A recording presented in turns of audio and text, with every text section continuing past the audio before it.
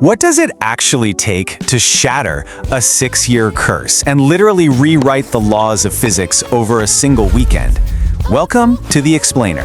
Today, we are stepping onto the pristine, high-stakes lawns of English tennis to witness a truly defining moment in sports history.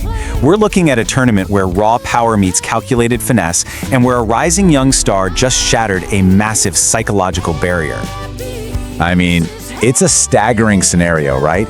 To pull this off on a lightning-fast, skidding grass court, that requires an absolute masterclass in both resilience and tactical evolution.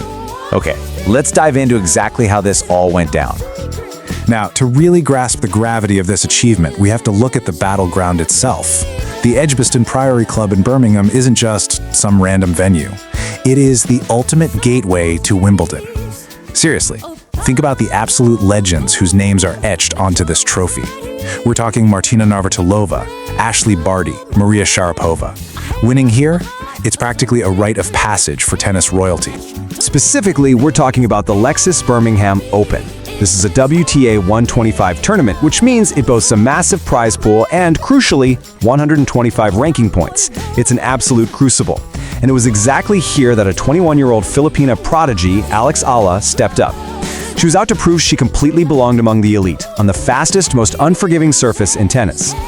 So let's break down the anatomy of a grass court master. Close your eyes for a second and just imagine the ambient sounds of the court. The crisp, heavy thwack of the racket, the rapid, almost frantic squeak of shoes sliding on grass. In this intense environment, Eala's early draw was just relentless, but she came out swinging. She delivered a completely flawless grass debut against Priscilla Hahn, then survived this chaotic tactical battle against Alina Sharyeva, and finally executed a clinical, ruthless baseline game against Mananjachaya Sawankakau. Now, what's really fascinating here is that round of 16 match against Charayeva. Eala dropped into a deep 2-5 hole in the second set. The grass was just wreaking havoc. Balls were skidding, bouncing incredibly low. But instead of panicking, which, let's be honest, most of us would do, Eala stayed low, stayed light on her feet, and adapted in real time. She reeled off 5 straight games to win the set 7-5. It was a complete tactical awakening. And a massive, massive part of that adaptation was her serve. Let's kind of slow things down here.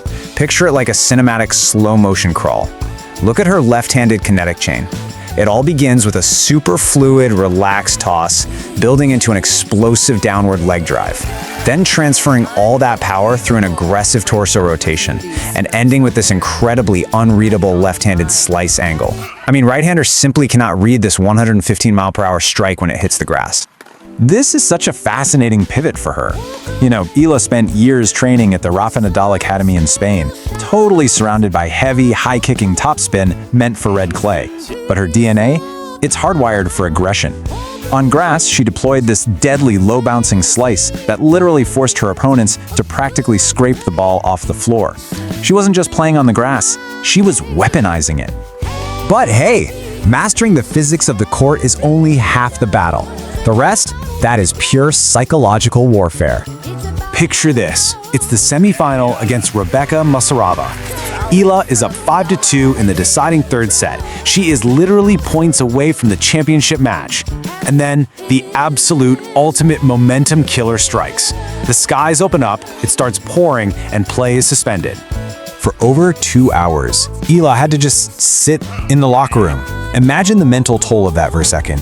Your adrenaline is absolutely spiking, you are one single game away from victory, and you're forced to just sit there, staring at the walls, trying to stay completely locked in without burning out your nervous system.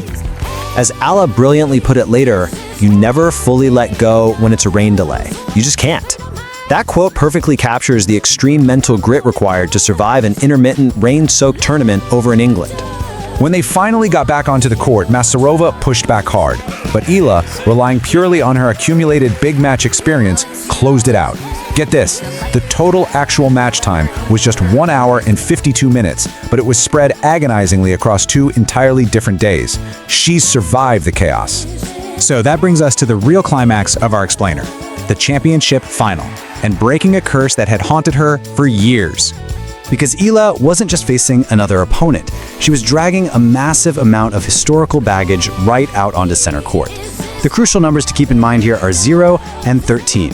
Since turning professional in 2020, Alex Eala had played 13 matches against players from the Czech Republic, and she had lost all 13. From Kvitova to Vondrousova to Muchova, the Czech Curse was a very real, very heavy statistical nightmare. And honestly, you could not script a better villain for this final than Nikola Bartunkova. She's a 20-year-old Czech phenom, and incredibly, she was actually Eala's own doubles partner at this exact tournament. Talk about awkward, right? To make matters worse, Bartunkova came out swinging freely and took the first set 7-5. For about 10 minutes there, it really felt like the 6-year Czech curse was just inevitable. But here's the comeback blueprint.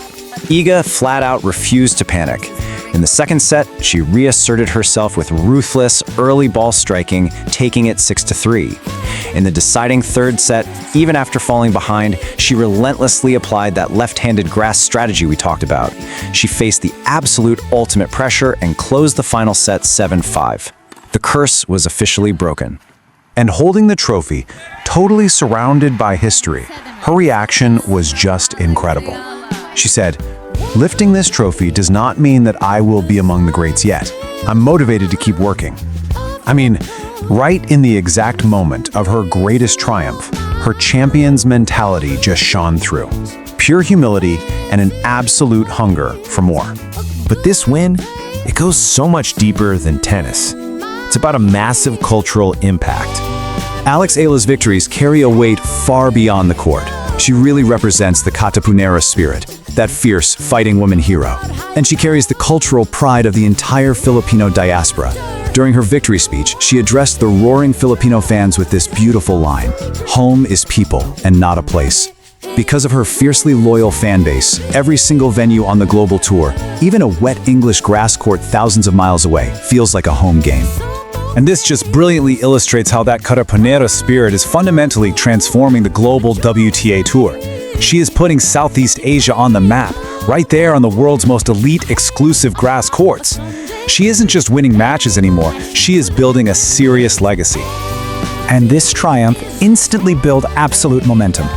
With 125 points gained at Birmingham, Eala was immediately propelled into the main draw of the Elite Queen's Club Championships, completely bypassing the qualifiers. She is riding the absolute hottest grass court form of her life straight toward Wimbledon. Which leaves us with one massive, lingering thought. She has the game, she definitely has the mentality, and she has broken the curses. But I want to hear from you.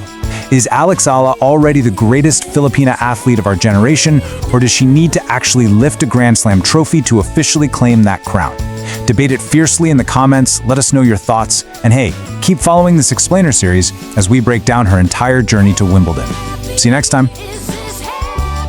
Like, share, comment, and subscribe to follow Alexandra Eala's matches and bid to the Queen's Club Championships in London. Thanks for watching.